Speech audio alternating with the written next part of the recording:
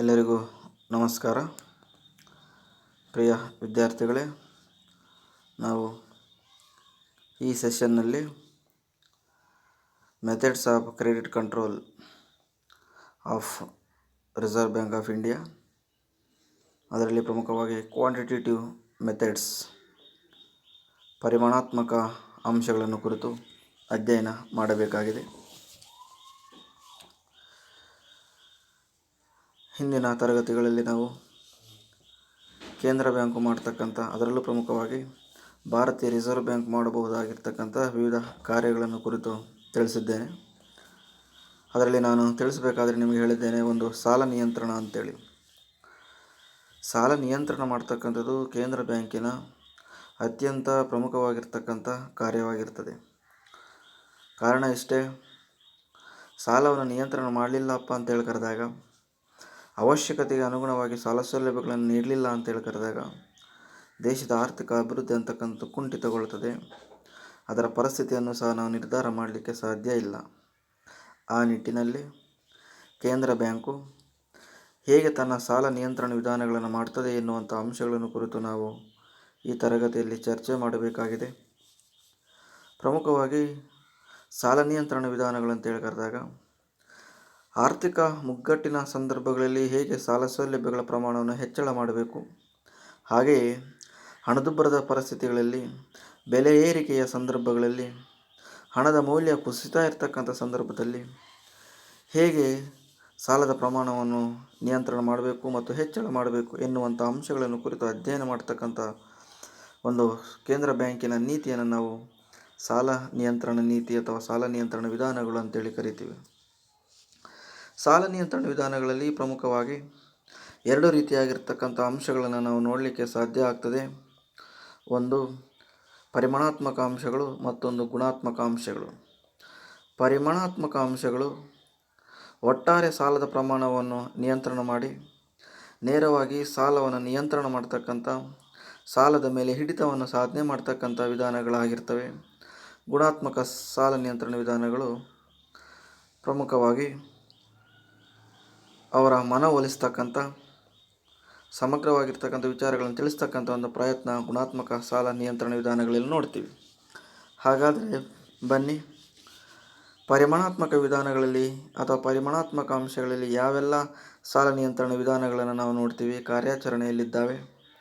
ಹಾಗೆಯೇ ಗುಣಾತ್ಮಕ ಸಾಲ ನಿಯಂತ್ರಣ ವಿಧಾನಗಳಲ್ಲಿ ಯಾವೆಲ್ಲ ವಿಚಾರಗಳು, ಯಾವೆಲ್ಲ ಅಂಶಗಳು ಅಂತಕ್ಕಂಥವು ಅತ್ಯಂತ ಪ್ರಮುಖವಾಗಿರ್ತಕ್ಕಂಥ ಪಾತ್ರವನ್ನು ಪೋಷಿಸುತ್ತವೆ ಎನ್ನುವುದನ್ನು ಕುರಿತು ನಾವು ಈ ತರಗತಿಯಲ್ಲಿ ಅಧ್ಯಯನ ಮಾಡಬೇಕಾಗಿದೆ. ಕ್ವಾಂಟಿಟೇಟಿವ್ ಮೆಥಡ್ಸಲ್ಲಿ ನಂಬರ್ 1, ಮೊದಲನೆಯ ಅಂಶ ಓಪನ್ ಮಾರ್ಕೆಟ್ ಆಪರೇಷನ್ಸ್ ಅಂತೇಳಿ ಕರಿತೀವಿ. ಮುಕ್ತ ಮಾರುಕಟ್ಟೆಯ ಕಾರ್ಯಾಚರಣೆ. ಏನು ಮುಕ್ತ ಮಾರುಕಟ್ಟೆಯ ಕಾರ್ಯಾಚರಣೆ ಅಂತೇಳಿ ಕರೆದಾಗ, ಒಂದು ದೇಶದ ಕೇಂದ್ರ ಬ್ಯಾಂಕು ಮುಕ್ತ ಮಾರುಕಟ್ಟೆಯಲ್ಲಿ ಭದ್ರತೆಗಳಾಗಿರ್ಬೋದು, ಹುಂಡಿಗಳಾಗಿರ್ಬೋದು, ಸಾಲಪತ್ರಗಳನ್ನು ಉದ್ದೇಶಪೂರ್ವಕವಾಗಿ ಕೊಳ್ಳುವ ಮತ್ತು ಮಾರಾಟ ಮಾಡ್ತಕ್ಕಂಥ ಒಂದು ವ್ಯವಸ್ಥೆಯನ್ನು ನಾವು ಓಪನ್ ಮಾರ್ಕೆಟ್ ಆಪರೇಷನ್ಸ್ ಅಥವಾ ಮುಕ್ತ ಮಾರುಕಟ್ಟೆಗಳಂತೇಳಿ ಕರಿತೀವಿ. ಅರ್ಥ ಮಾಡ್ಕೊಂಡಿರಿ, ಒಂದು ದೇಶದ ಕೇಂದ್ರ ಬ್ಯಾಂಕು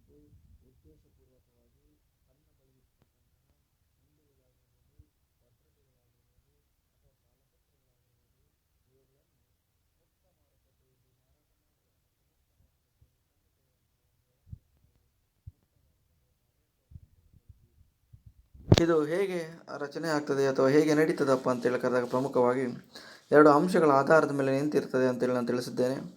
ಒಂದು, ಆರ್ಥಿಕ ಮುಗ್ಗಟ್ಟಿನ ಸಂದರ್ಭದಲ್ಲಿ ಇದು ಅತ್ಯಂತ ಹೆಚ್ಚಿನ ಪ್ರಮಾಣದಲ್ಲಿ ಓಪನ್ ಮಾರ್ಕೆಟ್ ಆಪರೇಷನ್ಸ್ಗಳ ಕಡೆಯಿಂದ ನಾವು ಮುಕ್ತ ಮಾರುಕಟ್ಟೆಯಲ್ಲಿ ಸಾಲಪತ್ರಗಳನ್ನು ಕೊಂಡುಕೊಳ್ಳುತ್ತೇವೆ, ಭದ್ರತೆಗಳನ್ನು ಕೊಂಡುಕೊಳ್ಳುತ್ತದೆ ಕೇಂದ್ರ ಬ್ಯಾಂಕ್. ಯಾವಾಗ? ಮುಕ್ತ ಮಾರುಕಟ್ಟೆಯ ಕಾರ್ಯಾಚರಣೆಯಲ್ಲಿ. ಯಾವಾಗ ಭದ್ರತೆಗಳನ್ನು ಕೊಂಡುಕೊಳ್ಳುತ್ತದೋ, ಕೇಂದ್ರ ಬ್ಯಾಂಕಿನಲ್ಲಿರ್ತಕ್ಕಂಥ ಹಣಕಾಸಿನ ಸಂಪನ್ಮೂಲಗಳಂತಕ್ಕಂಥವು ದೇಶದ ಆರ್ಥಿಕತೆಗೆ ವರ್ಗಾವಣೆ ಆಗ್ತವೆ. ಆವಾಗ ಉತ್ಪಾದನಾ, ಉಳಿತಾಯ, ಹೂಡಿಕೆಗಳು ಹೆಚ್ಚಳ ಆಗ್ತವೆ. ಒಂದು ವೇಳೆ ಆರ್ಥಿಕತೆಯಲ್ಲಿ ಹಣದುಬ್ಬರ ಇದೆ, ಒಂದು ವೇಳೆ ಆರ್ಥಿಕತೆಯಲ್ಲಿ ಬೆಲೆಯ ಪರಿಸ್ಥಿತಿಗಳಂತಕ್ಕಂಥವು ಹೆಚ್ಚಳ ಆಗ್ತಾ ಇದ್ದಾವೆ ಅಂತೇಳಿ ಕರೆದಾಗ, ಆಗ ಅವುಗಳನ್ನು ಮಾರಾಟ ಮಾಡ್ತದೆ. ಯಾವಾಗ ಹುಂಡಿಗಳು, ಸಾಲಪತ್ರಗಳು ಮತ್ತು ಭದ್ರತೆಗಳನ್ನು ಮಾರಾಟ ಮಾಡ್ತದೋ, ಜನರು ಕೊಂಡ್ಕೊಳ್ತಾರೆ. ಆವಾಗ ಜನರಲ್ಲಿ ಇರ್ತಕ್ಕಂಥ ಆದಾಯ ಅಂತಕ್ಕಂಥದ್ದು ಕೇಂದ್ರ ಬ್ಯಾಂಕಿಗೆ ವರ್ಗಾವಣೆ ಆಗ್ತದೆ. ಆವಾಗ ಹಣದುಬ್ಬರದ ಪ್ರಮಾಣ ಅಂತಕ್ಕಂಥದ್ದು ಕುಂಠಿತಗೊಳ್ತದೆ. ಬೆಲೆ ಏರಿಕೆಯ ಪ್ರಮಾಣ ಕಡಿಮೆ ಆಗ್ತದೆ. ಹೀಗೆ ಆರ್ಥಿಕತೆಯಲ್ಲಿರ್ತಕ್ಕಂಥ ಪರಿಸ್ಥಿತಿಗಳ ಆಧಾರದ ಮೇಲೆ, ಆರ್ಥಿಕತೆಯಲ್ಲಿರ್ತಕ್ಕಂಥ ಅಂಶಗಳ ಆಧಾರದ ಮೇಲೆ ಓಪನ್ ಮಾರ್ಕೆಟ್ ಆಪರೇಷನ್ಗಳನ್ನು ಮಾಡೋದ್ರ ಮುಖಾಂತರದಿಂದಾಗಿ ಒಂದು ಸಂದರ್ಭದಲ್ಲಿ ಹಣದ ಪ್ರಮಾಣವನ್ನು ಹೆಚ್ಚಳ ಮಾಡ್ತಕ್ಕಂಥ, ಮತ್ತೊಂದು ಸಂದರ್ಭದಲ್ಲಿ ಹಣದ ಪ್ರಮಾಣವನ್ನು ಕಡಿಮೆ ಮಾಡ್ತಕ್ಕಂಥ ಕೆಲಸ ಒಂದು ದೇಶದ ಕೇಂದ್ರ ಬ್ಯಾಂಕ್, ಅದರಲ್ಲೂ ಪ್ರಮುಖವಾಗಿ ಪರಿಮಾಣಾತ್ಮಕ ವಿಧಾನಗಳನ್ನು ಮಾಡ್ತಕ್ಕಂಥ ಮೊಟ್ಟ ಮೊದಲನೆಯ ಮತ್ತು ಪ್ರಮುಖವಾಗಿರ್ತಕ್ಕಂಥ ಅಂಶ ಅಂತೇಳಿ ಕರೆದ್ರೆ ತಪ್ಪಾಗಲಾರದು. ಮತ್ತೊಂದು ಅಂಶ ಬ್ಯಾಂಕ್ ರೇಟ್ ಪಾಲಿಸಿ ಅಂತೇಳಿ ಕರಿತೀವಿ. ಕನ್ನಡದಲ್ಲಿ ನಾವು ಬ್ಯಾಂಕು ದರ ನೀತಿ ಅಂತೇಳಿ ಕರಿತೀವಿ. ಏನು ಬ್ಯಾಂಕು ದರದ ನೀತಿ ಅಂತೇಳಿ ಕರೆದಾಗ, ವಾಣಿಜ್ಯ ಬ್ಯಾಂಕುಗಳು ತಮ್ಮ ಬಳಿ ಇರತಕ್ಕಂತಹ ಪ್ರಥಮ ದರ್ಜೆಯ ಹುಂಡಿಗಳು ಮತ್ತು ಸಾಲಪತ್ರಗಳನ್ನು ಕೇಂದ್ರ ಬ್ಯಾಂಕಿನಲ್ಲಿ ಒಟ್ಟಾಯಿಸುವ ಮೂಲಕ ಸಾಲವನ್ನು ಪಡೆಯುತ್ತವೆ. ಆ ಕೇಂದ್ರ ಬ್ಯಾಂಕಿನಲ್ಲಿ ಒಟ್ಟಾಯಿಸುವಂತಹ ಸಾಲದ ಮೇಲೆ ಕೇಂದ್ರ ಬ್ಯಾಂಕು ವಿಧಿಸುವಂತಹ ಬಡ್ಡಿಯ ದರವನ್ನು ನಾವು ಬ್ಯಾಂಕು ದರ ಅಂತೇಳಿ ಕರಿತೀವಿ. ಕೇಂದ್ರ ಬ್ಯಾಂಕು ವಿಧಿಸುವಂತಹ ಬಡ್ಡಿಯ ದರವನ್ನು ಏನಂತೇಳಿ ಕರಿತೀವಿ ನಾವು?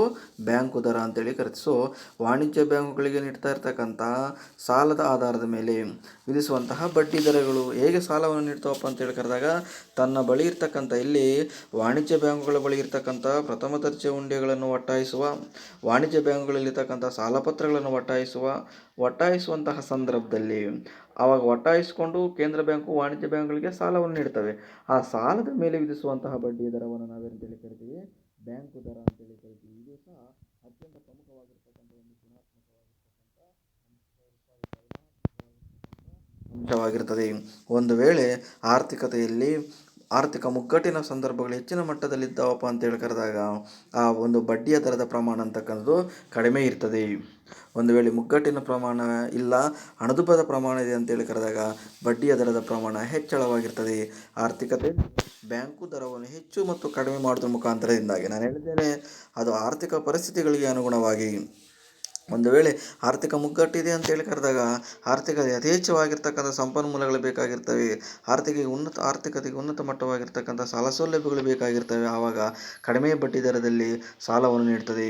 ಒಂದು ವೇಳೆ ಆರ್ಥಿಕತೆಯಲ್ಲಿ ಹಣದುಬ್ಬರ ಇದೆ ಅಂತೇಳಿ ಕರೆದಾಗ, ಒಂದು ವೇಳೆ ಆರ್ಥಿಕತೆಯಲ್ಲಿ ಬೆಲೆ ಏರಿಕೆ ಸಂಭವಿಸಿದೆ ಅಂತೇಳಿ ಕರೆದಾಗ ಅವುಗಳನ್ನು ನಿಯಂತ್ರಣ ಮಾಡ್ತಕ್ಕಂಥ ಸಂದರ್ಭದಲ್ಲಿ ಆರ್ಥಿಕತೆಯಲ್ಲಿ ಯಥೇಚ್ಛವಾಗಿರ್ತಕ್ಕಂಥ ಹಣ ಇರ್ತದೆ. ಅದನ್ನು ವಾಪಸ್ ಪಡೆದುಕೊಳ್ಬೇಕಾಗಿರ್ತ ಸಂದರ್ಭದಲ್ಲಿ ಹೆಚ್ಚು ರೀತಿಯಾಗಿರ್ತಕ್ಕಂಥ ಬಡ್ಡಿ ದರಗಳನ್ನು ವಿಧಿಸ್ತದೆ. ಯಾವಾಗ ಹೆಚ್ಚಿನ ರೀತಿಯಾಗಿರ್ತಕ್ಕಂಥ ಕಡಿಮೆ ಬಡ್ಡಿ ದರಗಳನ್ನು ವಿಧಿಸ್ತದೋ ಸಾಲದ ಪ್ರಮಾಣಗಳಂತಕ್ಕಂಥವು ಹೆಚ್ಚಳ ಆಗ್ತವೆ. ಅದಕ್ಕೋಸ್ಕರ ಆರ್ಥಿಕ ಪರಿಸ್ಥಿತಿಗಳಿಗೆ ಅನುಗುಣವಾಗಿ, ಅಲ್ಲಿರ್ತಕ್ಕಂಥ ಆರ್ಥಿಕ ಮುಗ್ಗಟ್ಟು ಮತ್ತು ಹಣದುಬ್ಬರಕ್ಕೆ ಅನುಗುಣವಾಗಿ ಬ್ಯಾಂಕು ದರದಲ್ಲಿ ಬದಲಾವಣೆ ಮಾಡೋದ್ರ ಮುಖಾಂತರದಿಂದಾಗಿ ಅತ್ಯಂತ ಹೆಚ್ಚಿನ ಪ್ರಮಾಣದಲ್ಲಿ ಈ ಒಂದು ವಿಧಾನ ಅಂತಕ್ಕಂಥ ಕಾರ್ಯನಿರ್ವಹಿಸ್ತದೆ. ಅದರಲ್ಲೂ ಮತ್ತೊಂದು ಪ್ರಮುಖವಾಗಿ ನಾವು ಡಿಪಾಸಿಟ್ ರೇಟ್ಗಳಂತೇಳಿ ನೋಡ್ತೀವಿ, ಲೆಂಡಿಂಗ್ ರೇಟ್ಗಳನ್ನು ನೋಡ್ತೀವಿ. ಆರ್ಥಿಕ ಪರಿಸ್ಥಿತಿಗಳಿಗೆ ಅನುಗುಣವಾಗಿ ಠೇವಣಿಗಳಿಗೆ ನೀಡ್ತಕ್ಕಂಥ ದರ ಆಗಿರ್ಬೋದು, ಅಥವಾ ಸಾಲಕ್ಕೆ ನೀಡ್ತಕ್ಕಂಥ ಬಡ್ಡಿ ದರಗಳನ್ನಾದರೂ ಆಗಿರ್ಬೋದು, ಹೆಚ್ಚು ಕಡಿಮೆ ಮಾಡುವ ಮುಖಾಂತರದಿಂದಾಗಿ ಹೆಚ್ಚಿನ ಪ್ರಮಾಣದಲ್ಲಿ ಪರಿಮಾಣಾತ್ಮಕ ವಿಧಾನಗಳಲ್ಲಿ ಕೇಂದ್ರ ಬ್ಯಾಂಕ್ ಅಂತಕ್ಕಂಥದ್ದು ತನ್ನದೇ ಆಗಿರ್ತಕ್ಕಂಥ ಕಾರ್ಯಕ್ರಮಗಳ ಅನುಗುಣವಾಗಿ ಇಲ್ಲಿ ಸಾಲವನ್ನು ನಿಯಂತ್ರಣ ಮಾಡ್ತದೆ ಅಂತೇಳಿ ಕರೆದರೆ ತಪ್ಪಾಗಲಾರದು. ಮತ್ತೊಂದು ಪ್ರಮುಖವಾಗಿರ್ತಕ್ಕಂಥದ್ದು ಕ್ಯಾಶ್ ರಿಸರ್ವ್ ರೇಷಿಯೋ ಅಂತೇಳಿ ಕರಿತೀವಿ. ಮೀಸಲು ಹಣದ ಪ್ರಮಾಣ ಅಂತೇಳಿ ಕರಿತೀವಿ. ನಗದು ಮೀಸಲು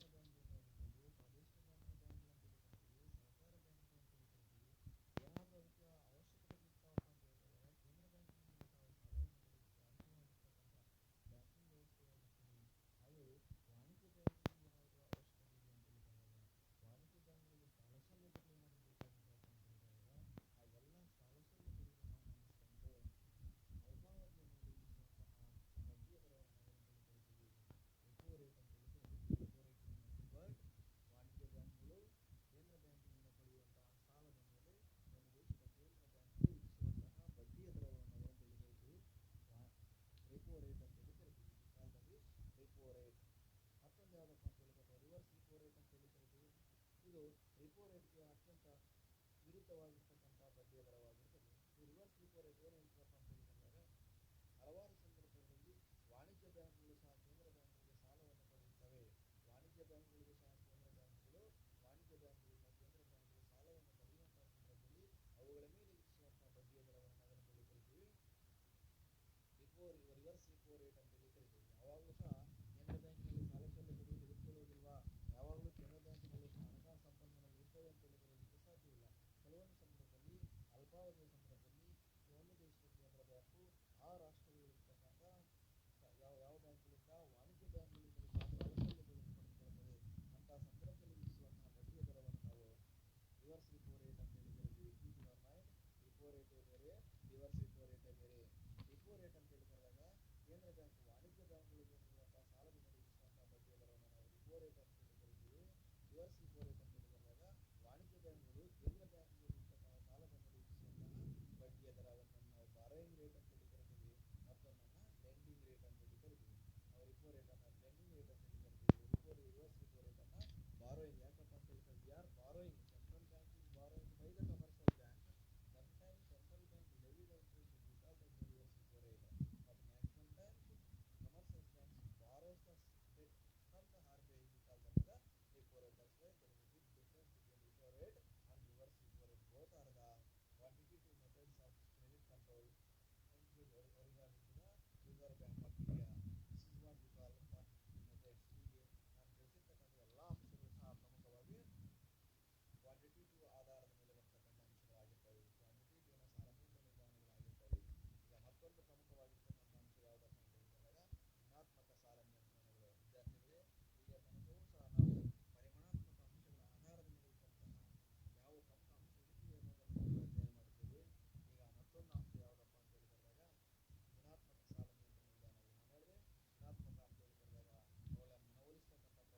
ಅವುಗಳನ್ನು ಹೆಚ್ಚಿನ ಪ್ರಮಾಣದಲ್ಲಿ ಏನಾದರೂ ಸಾಲ ಸೌಲಭ್ಯಗಳನ್ನು ನಿಯಂತ್ರಣ ಮಾಡಿಲ್ಲ ಅಂತ ಹೇಳಿದಾಗ ಏನೆಲ್ಲ ಪರಿಣಾಮಗಳಾಗ್ತವೆ ಅಂತೇಳಿ ವಾಣಿಜ್ಯ ಬ್ಯಾಂಕ್ಗಳಿಗೆ ಮನವೊಲಿಸುವ ನಿಟ್ಟಿನಲ್ಲಿ ಕೇಂದ್ರ ಬ್ಯಾಂಕ್ ತನ್ನದೇ ಆಗಿರ್ತಕ್ಕಂಥ ಗುಣಾತ್ಮಕವಾಗಿರ್ತಕ್ಕಂಥ ನೀತಿ ನಿಯಮಗಳನ್ನು ನಾವು ಸೆಲೆಕ್ಟಿವ್ ಮೆಥಡ್ಸ್ ಅಂತೇಳಿ ಸಹ ನಾವು ಕರಿತೀವಿ, ಇವುಗಳನ್ನು ಜಾರಿಗೆ ತರ್ತದೆ.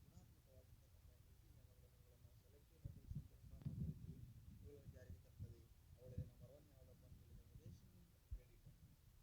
ಸಾಲವನ್ನು ನೀಡಬೇಕಾಗಿರ್ತಕ್ಕ ಸಂದರ್ಭದಲ್ಲಿ ಕೇಂದ್ರ ಬ್ಯಾಂಕು ಯಾವ ಕ್ಷೇತ್ರಕ್ಕೆ ಎಷ್ಟೆಷ್ಟು ಪ್ರಮಾಣದಲ್ಲಿ ಸಾಲವನ್ನು ನೀಡಬೇಕಂತೇಳಿ ಪೂರ್ವ ನಿರ್ಧಾರಿತವಾಗಿರ್ತಕ್ಕಂಥ ವ್ಯವಸ್ಥೆಯನ್ನು ಮಾಡಿಕೊಳ್ಳುವಂತಹ ಒಂದು ವ್ಯವಸ್ಥೆಯನ್ನು ನಾವು ರೇಷನಿಂಗ್ ಕ್ರೆಡಿಟ್ ಅಂತೇಳಿ ಕರಿತೀವಿ. ಕಾರಣ, ಅತ್ಯಂತ ಹೆಚ್ಚಿನ ಪ್ರಮಾಣದಲ್ಲಿ ಸಾಲವನ್ನು ಕೊಟ್ಟಿದ್ದೇವೆ ಅಂತ ಹೇಳಿದಾಗ ಅನಧಿಕೃತ ಪ್ರಮಾಣ ಹೆಚ್ಚಿನ ಆಗ್ತದೆ, ಅವುಗಳನ್ನು ನಾವು ನಿಯಂತ್ರಣ ಮಾಡಬೇಕಾಗುತ್ತದೆ. ಒಂದು ವೇಳೆ ಕಡಿಮೆ ಪ್ರಮಾಣದಲ್ಲಿ ಏನಾದರೂ ನಾವು ಸಾಲ ಸೌಲಭ್ಯವನ್ನು ಕೊಟ್ಟಿದ್ದೇವೆ ಅಂತ ಹೇಳಿದಾಗ ಆರ್ಥಿಕ ಮುಗ್ಗಟ್ಟಿನಿಂದ ರಾಷ್ಟ್ರಗಳು ಹೊರಗಡೆ ಬರಲಿಕ್ಕೆ ಸಾಧ್ಯ ಇಲ್ಲ.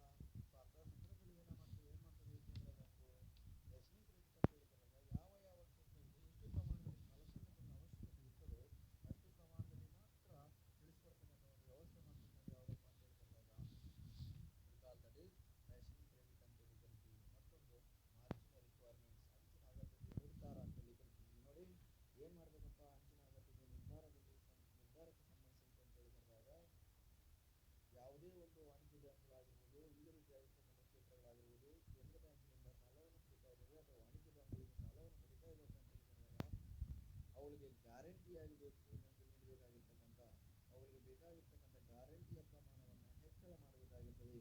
ಈಗ ನಾವು 10% 100 ಕೋಟಿ ಕೊಡ್ತಾ ಇದ್ದೇವೆ ಅಂತ ಹೇಳಿದಾಗ 20%, 30% ನಾವು ಮಾರ್ಜಿನ್ ಅನ್ನು ವಿಧಿಸಿದ್ದೇವೆ ಅಂತ ಹೇಳಿದಾಗ ಸಾಲದ ಪ್ರಮಾಣ ಅಂತಕ್ಕಂಥದ್ದು ಕಡಿಮೆ ಆಗ್ತದೆ, ತೆಗೆದುಕೊಳ್ತಕ್ಕಂಥವರ ಪ್ರಮಾಣ ಅಂತಕ್ಕಂಥದ್ದು ಕಡಿಮೆ ಆಗ್ತದೆ. ಸೊ ಆ ನಿಟ್ಟಿನಲ್ಲಿ ಮಾರ್ಜಿನ್ ರಿಕ್ವೈರ್ಮೆಂಟ್ ಅಂತ ಹೇಳಿದಾಗ ಸಾಲವನ್ನು ನೀಡತಕ್ಕಂಥ ಸಂದರ್ಭದಲ್ಲಿ ಅಂಚಿನ ಅಗತ್ಯತೆಯನ್ನು ಹೆಚ್ಚಿನ ಪ್ರಮಾಣದಲ್ಲಿ ನಿರ್ಧಾರ ಮಾಡತಕ್ಕಂಥ ಸಂದರ್ಭದಲ್ಲಿ ಯಾವಾಗ ನಾವು ಹೆಚ್ಚಿನ ಪ್ರಮಾಣದಲ್ಲಿ ಮಾರ್ಜಿನ್ ಅನ್ನು ವಿಧಿಸ್ತೀವೋ ಅವುಗಳ ಸಾಲವನ್ನು ಪಡೆದುಕೊಳ್ತಕ್ಕಂಥವ್ರ ಪ್ರಮಾಣ ಏನಾಗ್ತದೆ ಆರ್ಥಿಕತೆಯಲ್ಲಿ ಆಟೋಮೆಟಿಕ್ ಆಗಿ ಕಡಿಮೆ ಆಗ್ತದೆ. ಅದನ್ನು ನಿಯಂತ್ರಣ ಮಾಡಬೇಕಂತೇಳಿ ಮಾರ್ಜಿನ್ ರಿಕ್ವೈರ್ಮೆಂಟ್ಸ್ ಎನ್ನತಕ್ಕಂಥ ಪ್ರಮಾಣವನ್ನು ಜಾರಿಗೆ ತರಲಾಗ್ತದೆ. ಮತ್ತೊಂದು ರೆಗ್ಯುಲೇಷನ್ ಆಫ್ ಕನ್ಸ್ಯೂಮರ್ ಕ್ರೆಡಿಟ್. ಇಲ್ಲಿ ನಾವು ನೋಡಿ ಅನುಭವಿಗಳಿರ್ತಕ್ಕಂಥ ಸಾಲದ ಪ್ರಮಾಣವನ್ನು ಸಹ ಕೇಂದ್ರ ಬ್ಯಾಂಕ್ ಗುಣಾತ್ಮಕ ಅಂಶಗಳ ಆಧಾರದ ಮೇಲೆ ಅದನ್ನು ಕಡಿಮೆ ಮಾಡಬೇಕಾಗಿರ್ತದೆ. ಹೆಚ್ಚಿನ ರೀತಿಯಾಗಿರ್ತಕ್ಕಂಥ ಫೀಸ್ಗಳನ್ನು ಹಾಕುವಂತಹ ಸಂದರ್ಭ ಆಗಿರ್ಬೋದು, ಅಥವಾ ಅಂಚಿನ ಅಗತ್ಯತೆಗಳನ್ನು ನಿರ್ಧಾರ ಮಾಡ್ತಕ್ಕಂಥ ಸಂದರ್ಭ ಆಗಿರ್ಬೋದು, ಅವಶ್ಯಕತೆಗೆ ಅನುಗುಣವಾಗಿ ಸಾಲವನ್ನು ನೀಡ್ತಕ್ಕಂಥ ಸಂದರ್ಭ ಆಗಿರ್ಬೋದು, ಬಡ್ಡಿಯ ದರಗಳನ್ನು ಹೆಚ್ಚಳ ಮಾಡ್ತಕ್ಕಂಥ ಸಂದರ್ಭದಲ್ಲಾಗಿರ್ಬೋದು, ಒಟ್ಟಿನಲ್ಲಿ ಏನು ಮಾಡಬೇಕು, ಅನುಭವಿಗಳಿಗೆ ನೀಡ್ತಕ್ಕಂಥ ಸಾಲದ ಪ್ರಮಾಣವನ್ನು ನಿಯಂತ್ರಣ ಮಾಡಬೇಕು. ಒಂದು ವೇಳೆ ನಿಯಂತ್ರಣ ಮಾಡಲಿಕ್ಕೆ ಸಾಧ್ಯ ಆಗಿಲ್ಲಪ್ಪ ಅಂತ ಹೇಳಿದಾಗ ನಾವು ಆರ್ಥಿಕತೆಯಲ್ಲಿ ಸಾಲ ನಿಯಂತ್ರಣದಲ್ಲಿ ಮಾಡಲಿಕ್ಕೆ ಸಾಧ್ಯವಿಲ್ಲ. ಮತ್ತೊಂದು ಪ್ರಮುಖವಾಗಿರ್ತಕ್ಕಂಥ ಅಂಶ ಪಬ್ಲಿಸಿಟಿ ಮಾಡಬೇಕು. ಪಬ್ಲಿಸಿಟಿ ಅಂತೇಳಿ ಪ್ರಚಾರ ಸಾರ್ವಜನಿಕರಿಗೆ ಪ್ರಚಾರವನ್ನು ಮಾಡುವ ಮುಖಾಂತರ ತಿಳಿಸಬೇಕು ಕೇಂದ್ರ ಬ್ಯಾಂಕ್ನಲ್ಲಿ.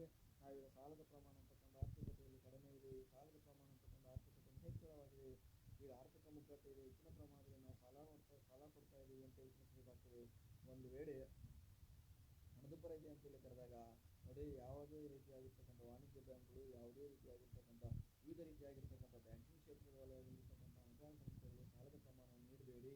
ಆರ್ಥಿಕತೆಯಲ್ಲಿ ಆರ್ಥಿಕ ಮುಗ್ಗಟ್ಟು ಇದೆ ಅಥವಾ ಆರ್ಥಿಕತೆಯಲ್ಲಿ ಹಣದುಬ್ಬರದ ಪ್ರಮಾಣ ಇದೆ, ಆ ಒಂದು ಚಟುವಟಿಕೆಗಳಿಗೆ ಅನುಗುಣವಾಗಿ ಆರ್ಥಿಕ ಪರಿಸ್ಥಿತಿಗಳಿಗೆ ಅನುಗುಣವಾಗಿ ಸಾಲ ಸೌಲಭ್ಯಗಳನ್ನು ನೀಡಬೇಕಾಗುತ್ತದೆ ಎನ್ನುವಂಥ ಅಂಶಗಳನ್ನು ತಿಳಿಸಬೇಕಾಗಿರ್ತಕ್ಕಂಥದ್ದು ಗುಣಾತ್ಮಕ ಸಾಲ ನಿಯಂತ್ರಣ ವಿಧಾನಗಳಲ್ಲಿ ಅತ್ಯಂತ ಪ್ರಮುಖವಾಗಿರ್ತಕ್ಕಂಥ ಅಂಶವಾಗಿರುತ್ತದೆ. ಮತ್ತೊಂದು ಮೋರಲ್ ಸಾಜೆಷನ್, ನೈತಿಕವಾಗಿರ್ತಕ್ಕಂಥ ಪ್ರೇರಣೆಯನ್ನು ನೀಡಬೇಕಾಗುತ್ತದೆ. ಕೇಂದ್ರ ಬ್ಯಾಂಕು ವಾಣಿಜ್ಯ ಬ್ಯಾಂಕ್ಗಳಿಗೆ ತಿಳಿಸಿಕೊಡ್ಬೇಕು, ನೋಡಿ ನಾವು ಈ ಪರಿಸ್ಥಿತಿಯಲ್ಲಿದ್ದೇವೆ, ನೋಡಿ ಈಗ ಆರ್ಥಿಕತೆಯಲ್ಲಿ ಹಣದುಬ್ಬರ ಇದೆ, ಹೆಚ್ಚಿನ ಪ್ರಮಾಣದಲ್ಲಿ ಸಾಲ ಸೌಲಭ್ಯಗಳನ್ನು ನೀಡುವ ಮುಖಾಂತರವಾಗಿ ಅವುಗಳನ್ನು ನಾವು ಒಂದು ಮಿತಿಯಲ್ಲಿ ಇಡಲಿಕ್ಕೆ ಸಾಧ್ಯ ಆಗ್ತಾ ಇಲ್ಲ, ಅವುಗಳನ್ನು ನಿಯಂತ್ರಣ ಮಾಡಬೇಕು ಅಂತಕ್ಕಂಥದ್ದನ್ನು ತಿಳಿಸಬೇಕಾಗ್ತದೆ.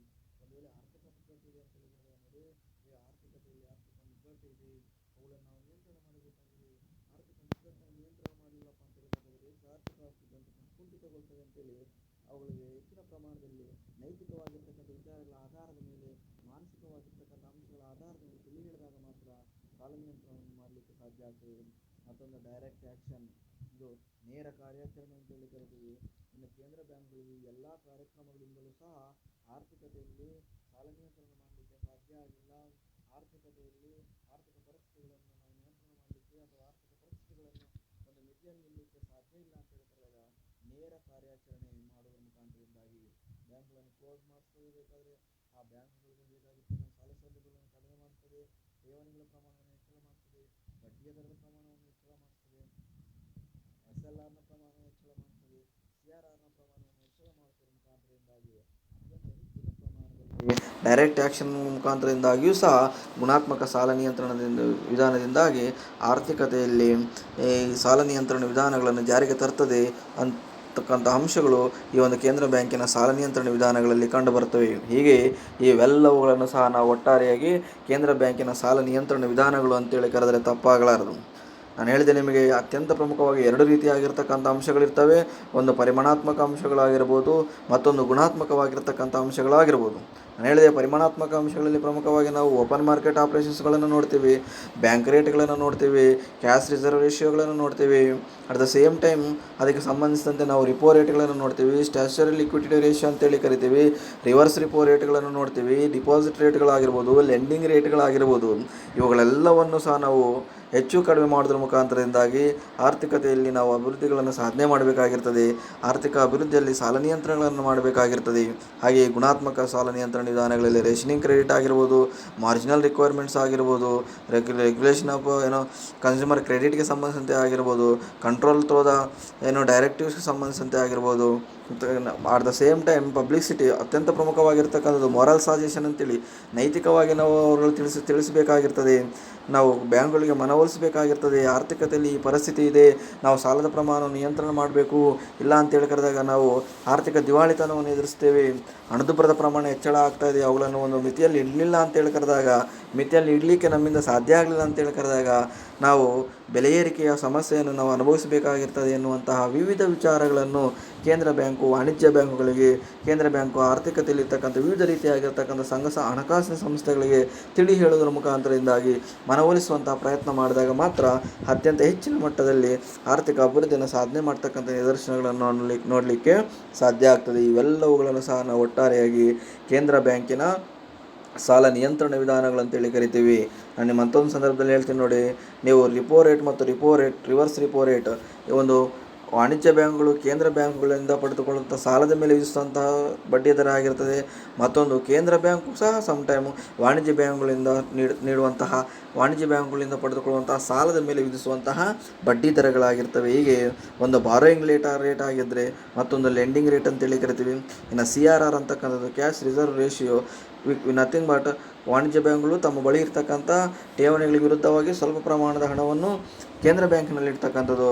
ಹಾಗಾದರೆ SLR ಅಂತೇಳಿ ಕರೆದಾಗ ಶಾಸನಬದ್ಧ ದ್ರವ್ಯತಾ ಅನುಪಾತ, ತಮ್ಮ ಬಳಿಯೇ ಸ್ವಲ್ಪ ಪ್ರಮಾಣದಲ್ಲಿ ಹಣವನ್ನು ಇಟ್ಕೊಳ್ಳುವಂತಹ ಒಂದು ವ್ಯವಸ್ಥೆ ಇರ್ತದಲ್ಲ, ನಾವು ಅದನ್ನೇನಂತೇಳಿ ಕರಿತೀವಿ CRR ಅಂತೇಳಿ ಕರಿತೀವಿ, ಮತ್ತೊಂದು SLR ಅಂತೇಳಿ ಕರಿತೀವಿ. ಹೀಗೆ CRR ಮತ್ತು SLRಗಳಿಗೆ ಸಂಬಂಧಿಸಿದಂತೆ, ಬ್ಯಾಂಕ್ ರೇಟ್ಗಳಿಗೆ ಸಂಬಂಧಿಸಿದಂತೆ, ರೆಪೋ ರೇಟ್ ಮತ್ತು ರಿವರ್ಸ್ ರಿಪೋ ರೇಟ್ಗಳಿಗೆ ಸಂಬಂಧಿಸ್ತಕ್ಕಂಥ ಎಲ್ಲ ವಿಚಾರಗಳು ಸಹ ಕೇಂದ್ರ ಬ್ಯಾಂಕಿನ ಸಾಲ ನಿಯಂತ್ರಣ ವಿಧಾನಗಳಲ್ಲಿ ಬರ್ತಕ್ಕಂಥ ಅತ್ಯಂತ ಪ್ರಮುಖವಾಗಿರ್ತಕ್ಕಂಥ ಅಂಶಗಳು ಅಂತೇಳಿ ಕರೆದರೆ ತಪ್ಪಾಗಲಾರದು. ಇವೆಲ್ಲವುಗಳನ್ನು ಸಹ ನಾವು ಒಟ್ಟಾರೆಯಾಗಿ ಪರಿಮಾಣಾತ್ಮಕ ವಿಧಾನಗಳನ್ನು ಒಳಗೊಂಡಂತೆ, ಗುಣಾತ್ಮಕ ವಿಧಾನಗಳನ್ನು ಒಳಗೊಂಡಂತೆ ಕಟ್ಟುನಿಟ್ಟಾಗಿ ಜಾರಿಗೆ ತಂದಂಥ ಸಂದರ್ಭದಲ್ಲಿ ಮಾತ್ರ ಆರ್ಥಿಕ ಅಭಿವೃದ್ಧಿಯನ್ನು ಮಾಡಲಿಕ್ಕೆ ಸಾಧ್ಯ ಆಗ್ತದೆ. ಇಲ್ಲ ಅಂತೇಳಿ ಕರೆದಾಗ ಆರ್ಥಿಕ ಪರಿಸ್ಥಿತಿ ಮತ್ತು ಹಣದುಬ್ಬರಗಳಿಂದ ನಾವು ಹೊರಗಡೆ ಬರಲಿಕ್ಕೆ ಸಾಧ್ಯ ಆಗುವುದಿಲ್ಲ.